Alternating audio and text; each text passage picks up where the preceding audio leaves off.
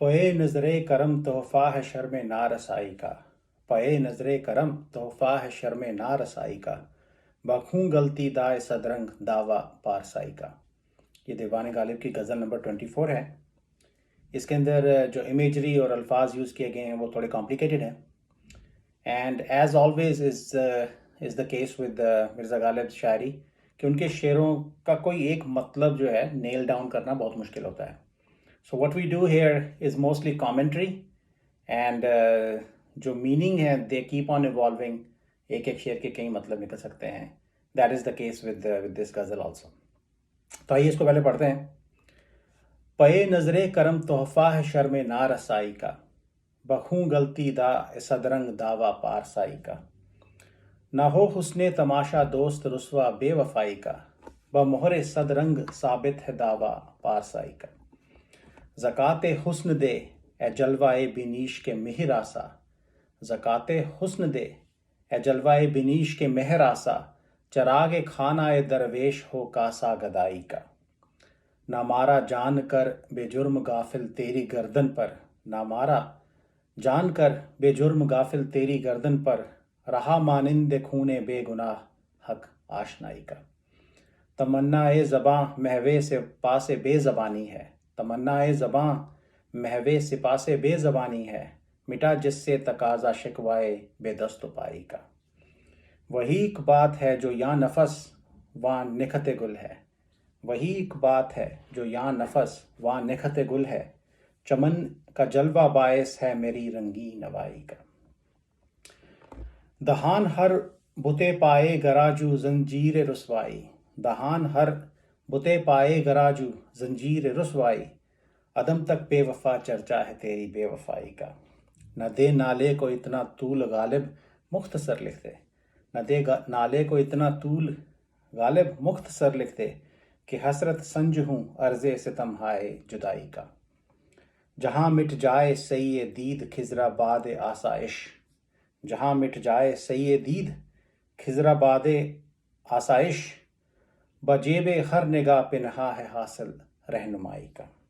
तो पहला शेर देखते हैं कि पे नज़रे करम तोहफ़ा है शर्म नारसाई का। बखूं गलती दाए सदरंग दावा पारसाई का। तो पे नज़रे करम का मतलब होता है by way of an offering of kindness और on account of an offering of kindness. शर्म नारसाई means a shame of failure और अनवर्दीनेस। और जो सबसे कॉम्प्लिकेटेड इसके अंदर वर्ड्स हैं वो ये हैं बखूने गलती दाए सदरंग। उसका मतलब होता है with blood rolling in 100 colours, right. If somebody is writhing कि वो खून से कोई लथपथ है और खून में डूबा हुआ है और सफ़र कर रहा है, उसकी स्टेट को यहाँ डिस्क्राइब किया गया बखूने गलती दाए सदरंग with blood writhing in blood of 100 colours. और पारसाई का मतलब होता है प्योरिटी, पाइटी, होलीनेस। दावा ऑब्वियसली इज द क्लेम। तो इसके इस शेर का जो ओवरऑल थीम है वो यहाँ पे अपना जो ज़िंदगी का दुख, दर्द, फेलियर, शर्म, उसको एक्सप्रेस करने की कोशिश कर रहे हैं। तो पहले लाइन में वो कहते हैं कि पे नज़रे करम by way of an offering what I have is तोहफ़ा है शर्म नारसाई का।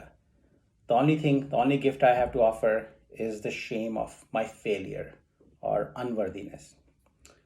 और so it's a what he is describing is कि मेरी ज़िंदगी में कोई भी काम जो है वो सक्सेसफुल नहीं हुआ। I have led A miserable life and उसकी वजह से मुझे शर्म है। और वो जो शर्म है फेलियर की, शर्म नारसाई है, is the only gift I can offer to who most likely candidate in this case is God. Beloved भी हो सकता है। तो नज़र करम जो है वो जो आपसे स्टेटस में ऊंचा हो उसको ऑफर की जाती है, वो भी आपको वापस जो है ऑफर कर सकता है उसको। In this case it seems like an offering to God. तो कहते हैं कि हे खुदा, मेरी इतनी ख़राब ज़िंदगी गुजरी है, तो इस नारसाई की शर्म के अलावा तेरे को ऑफ़र करने के लिए मेरे पास कुछ नहीं है बंदगी में। लेकिन उनकी फिर भी एक्सपेक्टेशन है कि somehow the God will return the blessing to me and still, allow me to attain a status of purity or piety, and perhaps let me into heaven, even though heaven का यहाँ पे reference नहीं है, but you can you know you can think that may be an implication also. तो वो expectation जो है वो कहते हैं किससे पूरी हो सकती है? बखूं गलती दाए सदरंग। वो कहते हैं कि मैंने अपनी ज़िंदगी में I have shed blood of 100 colors. I have writhed in blood of 100 colors. कि मेरे शरीर में से बहुत खून निकला है, मैं उसमें लथपथ, उसमें मैंने सफ़र किया है। तो मेरी ये जो इंटेंस सफरिंग है, perhaps that can be my claim of purity और holiness. तो पहली लाइन में वो कहते हैं कि टोटली अनसक्सेसफुल लाइफ, एंड मैं इस शर्म नारसाई में जी रहा हूँ, और यही मेरे पास एक तोहफ़ा है नज़र करम ऑफ़र करने के लिए। और दूसरी लाइन में वो कहते हैं कि perhaps I can still make a claim to piety because I have suffered so intensely that I have blood blood of 100 colors, or I have writhed or rolled in blood of 100 colors. Overall, इसका जो theme है, that is of failure, shame, pain and suffering. अच्छा, अगला शेर देखें कि ना हो हुस्ने तमाशा दोस्त रुस्वा बेवफाई का, व मोहरे सद नज़र साबित है दावा पारसाई का। तो हुस्ने तमाशा दोस्त का मतलब है ए beauty that is spectacle friendly, a beauty that likes a spectacle. Spectacled देखना और स्पेक्टिकल करना, तमाशा करना। किस तरह का तमाशा? वो बंद संवर के बाज़ार में निकल जाती है या लोगों के बीच में निकल जाती है, तो उसको हज़ारों लोग उसको देखते हैं, राइट? उसको इस तरह का तमाशा करना जो है वो पसंद आता है, right? She likes when there is a spectacle of people looking at her, admiring her beauty. और दूसरी लाइन में कहते हैं कि अच्छा, पहली लाइन में लेट्स फिनिश दैट फर्स्ट, कि ना हो हुस्ने तमाशा दोस्त रुस्वा बेवफाई का, कि may this spectacle friendly beauty not be disgraced for faithlessness, कि उसकी बेवफाई की वजह से रुस्वाई ना हो, उसकी डिस्ग्रेस ना हो, like that's his desire Mirza Ghalib साहब की। और दूसरी लाइन में वो कहते हैं उसका वो क्यों नहीं होगी, वो डिस्क्राइब करते हैं, कहते हैं कि बामोहरे सद नज़र साबित है दावा पारसाई का, कि कहते हैं कि सद नज़र इज़ 100 gazes, राइट? कि what he is saying is कि these hundreds of people that are looking at him, looking at this beautiful महबूब, they are so in love with her कि वो उसकी रुसवाई नहीं होने देंगे। And if ever a document is created, a legal document is created to prove her piety, these guys will put stamps of their own gazes or their own eyes on it. Yeah, so जो उसके चाहने वाले हैं वो अपनी नज़रों की मोहर लगा के उस डॉक्यूमेंट पे ये बात प्रूव करवाएंगे कि वो जो है वो पायस है, right? Will prove her claim of पारसाई और प्योरिटी, राइट? तो चाहने वाले जो हैं दे विल इंश्योर कि जो इस खूबसूरत महबूब है जो कि ये तमाशा करती है उसकी बदनामी ना हो। या और दूसरा आई थिंक इसकी एक स्पिरिचुअल डायमेंशन भी शायद हो सकती है, बिकॉज शेर व शायरी में ये आता है कि the beauty of God is visible in every particle, हर जर्रे जर्रे में है। तो शायद ये भी हो सकता है कि खुदा is the spectacled friendly beauty और डिविनिटी इज़, राइट? उसने ये तमाशा किया हुआ है कि हर जगह उसकी खूबसूरती जो है वो झलकती है, इज़ रिफ्लेक्टेड, लेकिन कोई इंसान उसको अप्रोच नहीं कर सकता, कोई इंसान उसको एक्सेस नहीं कर सकता, टच नहीं कर सकता। तो जब आपने कोई फिज़िकल इसके अंदर रिलेशनशिप इस्टेब्लिश नहीं हुआ, so you can not make a claim of infidelity और प्रोमिस्क्यूटी इन दिस केस। तो जो खुदा के जो बंदे हैं उनकी जो नज़रें हैं, जिनको हर तरफ उसकी खूबसूरती दिखती है, डिविनिटी दिखती है, वो इस बात का प्रूफ है कि that divine beauty is pure and Payas. Yeah, none of them have actually touched that beauty. तो फिर से इसको शेर को एक बार पढ़ देते हैं कि ना हो हुस्ने तमाशा दोस्त रुस्वा बेवफाई का, बमोहरे सद नज़र साबित है दावा पारसाई का। And like I mentioned in case of the divine beauty, नज़रों से ये भी इम्प्लीकेशन है कि you people only looked at her, right? Nobody touched her, which could be another proof of, कि ये तो खाली तमाशा था. No actual physical contact or relationships were ever established. So she is still pure and pious, even though she loves this spectacle. अच्छा जी, अगला शेर देखते हैं कि ज़कात हुस्न दे ए जलवाए बिनीश के मेहर आसा, चरागे खाना ए दरवेश हो कासा गदाई का. I think it's a mystical शेर. ज़कात हुस्न मीन्स आल्म्स ऑफ ब्यूटी, जो आप गरीब लोगों को कुछ खैरात में देते हैं to earn like good karma. So the religious sanctioned alms given to the poor and the needy is what's called zakat, or zakat-e-husn means alms of beauty. Jalwa-e binish means like glory or manifestation of sight. Yeah, effectively someone who is beautiful. Yeah, in this case it most likely refers to God. It could refer to a beautiful mehboob also. Or mehrasa means like sun. And चरागे खाना ए दरवेश means lamp in the house of a दरवेश. So दरवेश तो आपको पता ही होगा, जो सूफ़ी फ़कीर होते हैं, अक्सर गरीब होते हैं, लोगों से मांग के खाते हैं. और you can imagine his house कि कोई छोटा सा घर होगा, अंधेरा घर होगा, राइट.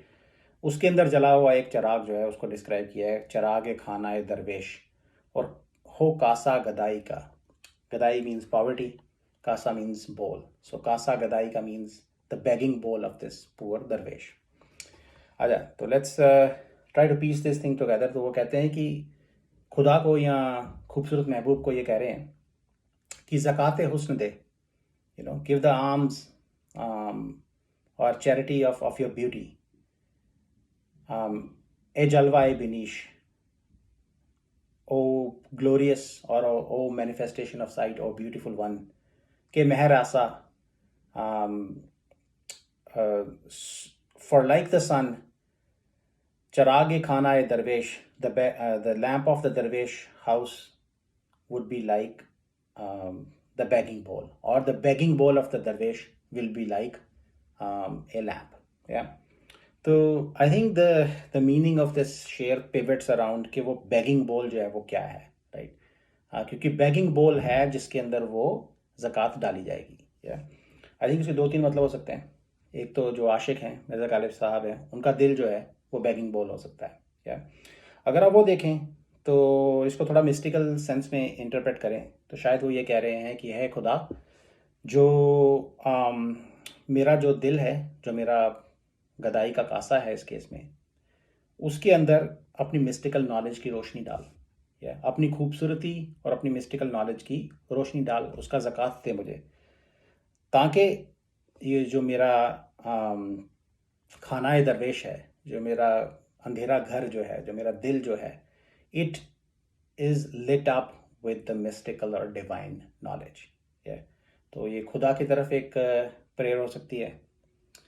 दूसरा एस्पेक्ट इसका ये है कि महबूब की तरफ हो सकती है. Obviously you can draw a parallelism कि वो अपने आप को उन्होंने गरीब दरवेश से कंपेयर किया है, और अगर महबूब जो है वो अपने हुस्न की ज़कात उनको थोड़ी सी दे दे तो उनकी ज़िंदगी में भी रोशनी आ जाएगी. या और एक इसका एस्पेक्ट ये भी हो सकता है कि जो, क्योंकि इन्होंने मेहर आसा बोला इसके अंदर, लेकिन left it open to interpretation, तो ऐसा भी हो सकता है कि क्या सूरज जो है, the sun itself, is that a begging bowl. Implication there कि क्या ऐसा तो नहीं है कि जो सूरज जो है वो भी अपनी रोशनी महबूब की खूबसूरती से लेता है. तो ऐसा भी हो सकता है कि सूरज इस केस के अंदर प्लीड कर रहा होगा कि हे खूबसूरत महबूब, और हे glorious God, give me a little bit of your charity, of your beauty, so that my world is also lit up. Yeah. So I think this is a very beautiful implication कि जो सूरज जो है वो भी इस खूबसूरत महबूब के ऊपर डिपेंडेंट है for its light. तो ये 3-4 इसके मीनिंग्स हो सकते हैं. फिर से इसको पढ़ देते हैं कि ज़कात हुस्न दे ए जलवाए बिनीश के मेहरासा, चरागे खाना ए दरवेश हो कासा गदाई का, कि मेरे बैगिंग बोल में थोड़ी सी ज़कात डाल दे अपने हुस्न की, ताकि इस गरीब दरवेश का अंधेरा घर जो है उसके अंदर चरागा हो जाए. अच्छा, अगला शेर देखें कि ना मारा जान कर बेजुर्म गाफिल तेरी गर्दन पर, रहा मानिंदे खूने बेगुनाह हक आशनाई का. तो इसके अंदर जो लफ्ज़ जो थोड़े कॉम्प्लिकेटेड है वो ये हैं कि मानिंद खून बेगुनाह, like the blood of an innocent, हक इज़ लाइक ए क्लेम, और आशनाई मीन्स फ्रेंडशिप और रिलेशनशिप। तो सिचुएशन ये है कि ना मारा जान कर बेजुर्म के जो आशिक है इस केस के अंदर, एक्सपेक्टेशन थी कि महबूब जो है उसको कत्ल कर देगा। या अब ये एक्चुअल कत्ल भी हो सकता है और सिंबॉलिक कत्ल भी हो सकता है। शेर व शायरी में ये कहा जाता है कि महबूब अगर एक पूरी नज़र से, पूरी अटेंशन से आशिक की तरफ देख ले तो आशिक जो है वहाँ ढेर हो जाता है, उसका कत्ल हो जाता है, वो मर जाता है। तो ये उस तरह का कत्ल भी हो सकता है कि द आशिक इज़ जस्ट डिमांडिंग अटेंशन, कि हमारी तरफ पूरी तरह देख, और उसकी इम्प्लीकेशन ये है कि हम शायद मर जाएंगे, राइट। तेरी निगाह को हम सहन नहीं कर पाएंगे, तेरी खूबसूरती को सहन नहीं कर पाएंगे, शायद मर जाएं। लेकिन महबूब ने ऐसा नहीं किया, तो उसको उन्होंने गाफिल कहा है, राइट, इग्नोरेंट कहा है इस केस के अंदर। तो और हीडलेस, तो कहते हैं कि तूने मुझे बेजुर्म जानकर मारा नहीं, या और उसका अब नतीजा ये होगा कि like the blood of an innocent, अब तेरी गर्दन पर, around your neck, will for ever be the claim of relationship. या कि अगर तो तू मेरे को मार देती तो किस्सा ही ख़त्म हो जाता वहाँ पे, राइट। श्योर, तेरी गर्दन पर एक बेगुनाह को मारने का इल्ज़ाम लग जाता, लेकिन मेरी स्टोरी वहाँ पे ख़त्म हो जाती, लेकिन तूने मुझे मारा नहीं, राइट। तो इस केस में आशिक एक्सपेक्टेड टू बी किल्ड और perhaps wanted to be killed, लेकिन ऐसा नहीं हुआ। तो अब वो उसको कह रहे हैं अपने महबूब को कि अब क्या होगा कि तेरे गर्दन पे मेरे खून के इल्ज़ाम के बदले या खून के क्लेम के बदले ये रिलेशनशिप का क्लेम लगेगा जो तेरे को अब निभाना पड़ेगा। I think it's a beautiful word play. आप उस महबूब की सिचुएशन भी इमेजिन करके देखें, उसको ऑप्शंस दो ही दी गई हैं, या तो वो कत्ल कर दे आशिक को, और या फिर वो उसके साथ प्यार करे, उसके साथ रिलेशनशिप निभाए। So there is an element of wit to it also, कि अब गालिब साहब ये क्लेम कर रहे हैं कि अब सारी ज़िंदगी उनके महबूब के ऊपर ये रिलेशनशिप निभाने का क्लेम जो है उसकी गर्दन पे लगा रहेगा। Now she is bound to love me back. तो ये इसकी इम्प्लीकेशन है जी। न मारा जान कर बेजुर्म गाफिल तेरी गर्दन पर, रहा मानिंदे खूने बेगुनाह, हक आशनाई का। अच्छा, अगला शेर देखें कि तमन्ना ए ज़बां महवे सिपा से बेज़बानी है, मिटा जिससे तकाजा शिकवाए बेदस्तो पाई का। ये एक शेर है जिसके अंदर उन्होंने अगेन, जैसे दूसरे शेरों में भी उन्होंने किया है, he has given a positive twist to a negative situation and also proclaimed his radical sense of independence. या तो तमन्ना ए ज़बां means desire of the tongue. ज़बान की डिज़ायर क्या होती है? Desire to speak. और महवे सिपा से बेज़बानी मीन्स एंगेज्ड और अब्सॉर्ब्ड इन टंगलेसनेस और स्पीचलेसनेस। या तो कहते हैं कि उनकी जो बात करने की जो तमन्ना थी, अब वो किसी चीज़ में खो गई है, अब्जॉर्ब हो गई है, एंगेज हो गई है। वो चीज़ क्या है? दिस सिपा से बेज़बानी, या दिस स्पीचलेस ग्रेटिट्यूड और दिस प्रेज और थैंक्स फॉर स्पीचलेसनेस। या कि वो बात करना चाहते थे, somehow he failed to talk, right? उनके पास वो कैपेबिलिटी नहीं रही, और हुआ क्या कि जो उनकी बात करने की इमेजरी देखें इसके अंदर, उन्होंने पर्सोनिफाई कर दिया ऑलमोस्ट कुछ चीज़ों को। वो कहते हैं कि जो मेरी बात करने की जो तमन्ना थी, मेरी ज़बान की जो तमन्ना थी, अब वो in its silence is absorbed in thanks to my speechlessness और माई टंगलेसनेस। या तो तमन्ना भी है बात करने की, और ग्रेटिट्यूड भी है कि वो बात नहीं कर पा रहे। तो बात करने की तमन्ना नहीं रही, वो नेगेटिव सिचुएशन है वो। और बीइंग टंगलेस और being speechless and being grateful for that is a positive situation. और दूसरी लाइन में वो ये कहते हैं कि चलो इसका एक और फ़ायदा जो है वो हमको ये हुआ कि मिटा जिससे तकाजा शिकवाए बेदस्तोपाई का। बेदस्तोपा होने का मतलब है somebody who is limbless, हाथ पाँव नहीं है जिसके। तो और ए एक्सट्रीमली हेल्पलेस पर्सन। या तो कहते हैं कि, और तकाजा मीन्स ए डिमांड। वो कहते हैं कि चलो अब मैं बात नहीं कर पा रहा, तो इसका एक फ़ायदा तो ये और हुआ कि मिटा जिससे तकाजा शिकवाए बेदस्तो पाई का, कि मेरा जो दिमाग या मेरे ऊपर जो डिमांड थी अपने आप से कि I should complain about my helplessness, वो मिट गई, बिकॉज मैं अब बात ही नहीं कर पा रहा, right. So I don't have to complain, yeah. तो वो देखिए उन्होंने पॉजिटिव स्पिन दे दिया इस बात को। शुरू हुआ था शेर इस बात से कि मैं बेज़ुबान हूँ अब, राइट, मेरी तमन्ना थी ज़ुबान की बात करने की, अब नहीं रही। फिर वो कहते हैं कि but I am grateful for that situation, and क्योंकि उसका फ़ायदा ये है कि अब लोगों के सामने जाके मुझे अपनी हेल्पलेसनेस की, बेइख्तियारी की शिकायत नहीं करनी पड़ी। तो this is the element of radical independence. उनको किसी के सामने किसी से मदद मांगना, जिसके हाथ पांव कटे हों वो जाके किसी से कुछ मांगेगा, कोई मदद मांगेगा, उनको ये बात मंजूर नहीं है। दुनिया को सामने अपनी बेइख्तियारी, अपनी मजबूरी जाहिर करना उनको मंजूर नहीं है। He basically does not want to beg for relief from anybody including God, या। तो ये एक सेल्फ रिस्पेक्ट और इंडिपेंडेंस की सेंस उनकी शायरी में बहुत उभर के आती है, एंड आई थिंक दिस शेयर ऑल्सो रिफ्लेक्ट्स दैट, राइट। वो कहते हैं कि चलो अच्छा हुआ, अब मैं बात ही नहीं कर पा रहा, तो this means that now there is no expectation from expectation that I have from myself to complain about my helplessness. बहुत ही खूबसूरत शेर है मेरे ख्याल से। तमन्ना ए ज़बां महवे सिपासे बेज़बानी है, मिटा जिससे तकाजा शिकवाए बेदस्तो पाई का। तो अगला शेर देखें कि वही एक बात है जो यहाँ नफस वहाँ निखते गुल है। तो नफस का मतलब होता है ब्रेथ, और निखते गुल मीन्स फ्रेगरेंस ऑफ द रोज और फ्रेगरेंस ऑफ द फ्लावर। तो कहते हैं वही एक बात है जो यहाँ नफस की, वो इट्स अ सेम थिंग, एक बात होना it's a same thing, that is here it's my breath and there it's the fragrance of the rose of the flower. और दूसरी लाइन में कहते हैं चमन का जलवा बायस है मेरी रंगी नवाई का। बायस होना कॉज और रीज़न। तो कहते हैं चमन जो है उसका जलवा, उसकी जो ब्यूटी है, जो गार्डन की जो ब्यूटी है, वो मेरी रंगी नवाई, मेरी कलरफुल वॉइस, या मेरी कलरफुल शायरी। उनकी वॉइस क्या है, ऑब्वियसली शायरी है उनकी। तो जो चमन का जो जलवा है, that is the reason for my colourful Shayari and my colourful speech. तो उन्होंने कंपेयर किया है अपनी सांसों को गुलों की खुशबू से। तो कहते हैं इनके पीछे जो एसेंस है, जो रीज़न है, वो सेम है। और रीज़न क्या है? चमन में बहार आई है, चमन में जलवा, चमन का जलवा जो कि बहार की वजह से आया है। चमन की खूबसूरती जो है, इफेक्टिवली बहार जो है, which is the essence of the beauty, is what has led to my beautiful speech, my colourful speech and my colourful shayari. तो बहार आने की वजह से फूल खिल गए हैं, चमन में जलवे आ गए हैं, फूलों के अंदर से खूबसूरत खुशबू आने लगी है, और गालिब साहब की गज़लों में और शायरी में भी रंग आ गया है।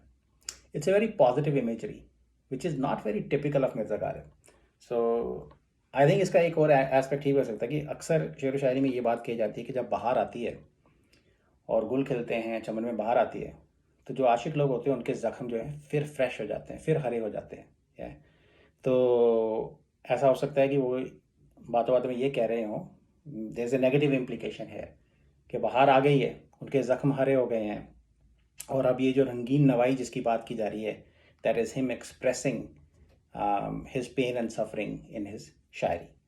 तो वो भी बहार की वजह से हुआ है, एक्सप्रेशन, और ज़ख्मों को चेरिश भी किया जाता है आशिकों की और शेर व शायरी की दुनिया में। तो he has put a positive spin on the negative situation here also, कि बाहर आने की वजह से मेरा दुख दर्द फिर जाग गए हैं, और अब मैं ये अपने शायरी में उस लेमेंटेशन को एक्सप्रेस कर रहा हूँ।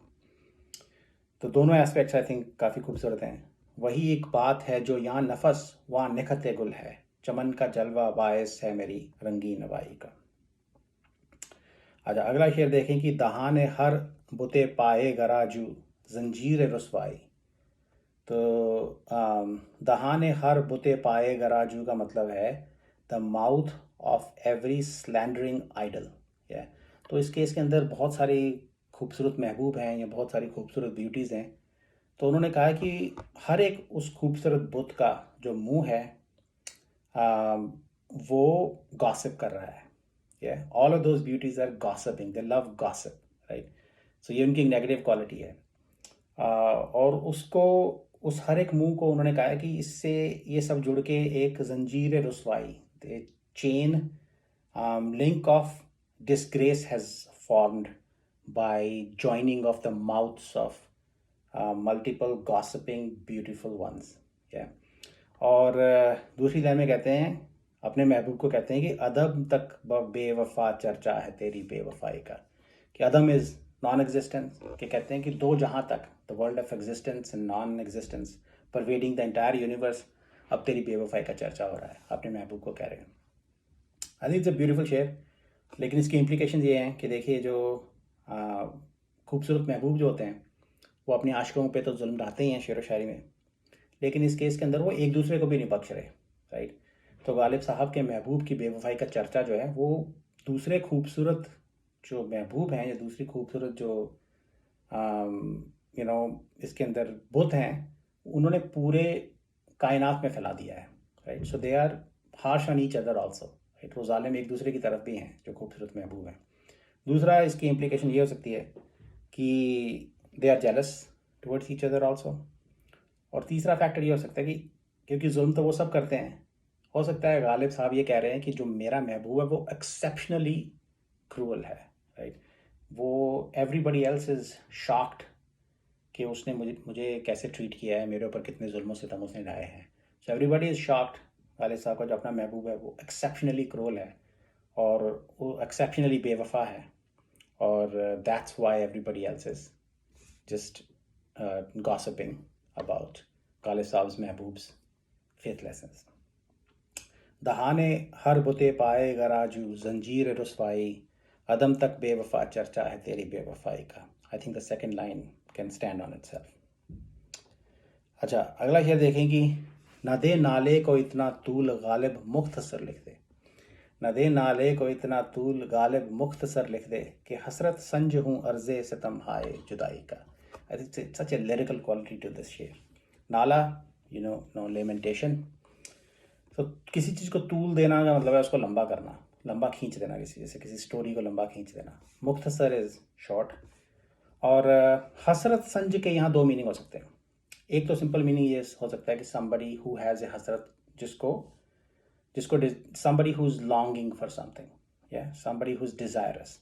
और दूसरा हसरत संज का मतलब जो मैंने देखा उसका मतलब है कि somebody who is an expert, like somebody who is a measurer of longing, somebody who is an expert on something, yeah. तो अर्ज़े सितम हाय जुदाई का मतलब है petition for the tyranny of separation. तो दूसरी लाइन का मतलब इसके अंदर ये हो सकता है कि जिस आशिक की इस केस में बात हो रही है, obviously Ghalib sahab is talking to himself, right. But जो लवर है इस केस के अंदर, वो either he is simply desirous of expressing और writing the petition of tyranny of separation, expressing the tyranny of separation effectively. He is simply desirous of that, or he's a professional assessor of the tyranny of separation or suffering. Yeah. तो वो गालिब साहब को कह रहा है कि ना दे नाले को इतना तूल गालिब मुख्तसर लिख दे. तो अपेरेंटली गालिब साहब जो है वो डॉक्यूमेंट कर रहे हैं, जो खत लिख रहे हैं जिसके अंदर वो ये नाले लिख रहे हैं, राइट, लेमेंटेशन को लिखा जा रहा है. तो आशिक जो है वो गालिब साहब को कह रहा है कि ना इसको इतना तूल मत दे, इस बात को इतना लंबा चौड़ा मत खींच, मुख्तसर लिख दे, छोटी सी बात, छोटा से कम शब्दों में इसको डिस्क्राइब कर दे, छोटा कर दे इसको, राइट. कि हसरत संज हूँ अर्ज़े सितम हाय जुदाई का. I am very desirous to express pain and suffering. तो इसको छोटे छोटे लफ्ज़ों में लिख दे, मुझे समझ आ जाएगी बात. और मेरे को एक सेंस ऑफ अर्जेंसी है कि मैं ये ख़त लेके अपने महबूब के पास जाना चाहता हूँ, उसको बताना चाहता हूँ कि उसने मुझे क्या पेन एंड सफरिंग कॉज की है. तो ये लंबे लंबे किस्से मत लिख, छोटी बात लिख. वो इसका मतलब हो सकता है. दूसरा, अगर आप देखें कि ही इज़ एन एक्सपर्ट, जो आशिक इस केस में जो खत लिखवा रहा है, he is an expert on assessing suffering. तो कहता है, वो ये भी कह रहा हो सकता है कि तू छोटी बात में ही मुझे बता दे, छोटा ही लिख दे, मुझे ऑलरेडी समझ है. Like I will assess whether this letter और petition can express the tyranny of separation और not, right. I am the expert. तो और मुझे समझ आ जाएगी बात और मैं अपने महबूब को समझा दूंगा, because I am a professional. मैं इतनी पेन और सफरिंग लाइफ में एक्सपीरियंस कर चुका हूँ कि अब मैं प्रोफेशनल बन गया हूँ इस बिज़नेस में, right? To suffer, to interpret suffering, to assess the level of suffering. तो ये दो इसके मतलब हो सकते हैं. I think it's a really beautiful lyrical share. और गालिब साहब को, और तीसरी बात ये है कि देखिए इसके अंदर, क्योंकि गालिब साहब खुद से ही तो बात कर रहे हैं, एक दो एस्पेक्ट्स में अपनी तारीफ भी कर गए हैं. एक ये कि he is professional in assessing pain and suffering. He's professional in writing about it. He can express his thoughts about pain and suffering in small number of words, right? तो अपने आप की वो तारीफ भी बातों बातों में शायद कर गए. तो कहते हैं कि ना दे नाले को इतना तूल गालिब मुख्तसर लिख दे कि हसरत संज हूँ अर्ज़े सितम हाय जुदाई का. कि छोटी बात में लिख दे, लंबा लंबा किस्सों को मत खींच. Let's just get to the business. Describe the pain and suffering so we can communicate that to the beloved. अच्छा जी, आखिरी शेर देखें कि ये I think it's a very mystical शेर. कि जहाँ मिट जाए सही दीद खिजराबाद आसाइश, जहाँ मिट जाए सही दीद खिजराबाद आसाइश, बजेब हर निगाह पिन्हा है हासिल रहनुमाई का. सही दीद का मतलब है the effort or a struggle or passion to see something, to see spectacles, to see new sights or experience something. और खिजराबाद का मतलब है city of the Khizr. Khizrabad आसाइश means city of the Khizr where you find peace and tranquility. तो हज़रत खिजर जो हैं, हमने दूसरे शेरों में भी उनका जिक्र सुना है. He is like a prophet in mystical and biblical tradition. और one of his qualities is that he guides travelers. वो मुसाफिरों को रास्ता दिखाते हैं या अपनी मंजिल की तरफ. गालिब साहब often kind of talks negatively about his capabilities. Ghalib साहब उनको बहुत बड़ी कोई इंसान या बहुत बड़ी हस्ती नहीं मानते हैं. दूसरे शेरों में वो ये कह चुके हैं. जैसे उनका एक शेर है कि क्या किया खिजर ने सिकंदर से, अब किसे रहनुमा करे कोई. कि you have to be your own guide, या आप खिजर के ऊपर डिपेंडेंट नहीं हो सकते. बिकॉज वो एक किस्सा है कि Sikandar was betrayed by Khizr apparently on a journey. तो वो कहते हैं कि उन्होंने एक प्लेस, एक शहर यहाँ पे डिस्क्राइब किया है. कि वो कहते हैं कि आप जब उस शहर में पहुँच जाओगे, उसको उन्होंने खिजराबाद आसाइश कहा है. एक ऐसा शहर जहाँ पे खिजराबाद है, वो Khizr is known for guidance. तो जहाँ पे गाइडेंस चारों तरफ है आपके, right. The light of knowledge, the light of divinity is everywhere around it, and you are at complete ease, you find peace and tranquility. तो कहते हैं कि वहाँ जब आप पहुँच जाओगे तो आपकी सही दीद जो है वो मिट जाएगी. Your desire to chase spectacles, to chase new things will disappear. जहाँ मिट जाए सही दीद खिजराबाद आसाइश. और उसकी दूसरी क्वालिटी क्या बताइए, बजेब हर निगाह, कि हर आई साइट और हर गेज जो उस शहर में एग्जिस्ट करती है उसकी जेब में. या जेब इज़ लाइक नेक स्लिट. तो पॉकेट के लिए भी यूज़ किया जाता है, बट इन गालिब साहब शेर शायरी it's I think in Arabic world also the जेब, द नेक स्लिट, जो कुर्ते की स्लिट होती है जहाँ पे कोई चीज़ छुपा के वो रखते हैं, वैल्यूएबल्स आल्सो. तो कहते हैं कि जेब हर निगाह, कि हर निगाह की जेब में, inside, effectively hidden inside every sight, पिन्हा है हासिल रहनुमाई का. Like in the pocket of every gaze is hidden the result or outcome of guidance. रहनुमाई means guidance. तो काफ़ी complicated imagery और words हैं. I think effectively वो एक जगह को describe कर रहे हैं जहाँ पे जब आप पहुँच जाते हैं वहाँ आपके चारों तरफ जो है guidance है, और आपकी अपनी निगाह के अंदर guidance जो है वो छुपी हुई थी. इस बात की आपको realization होगी, तो आपको guidance हर जगह दिखाई देगी. आपकी ये जो भटकना है दूसरी स्पेक्टिकल्स को चेज करने की, वो ख़त्म हो जाएगी, और you will find divine guidance and you will be at peace and tranquillity. अच्छा, तो अब ये जगह कहाँ है, that is the big question, right. कि खाली जगह को डिस्क्राइब करना probably isn't the point of the शेयर. सो इसके कुछ पॉसिबिलिटीज़ हो सकती हैं.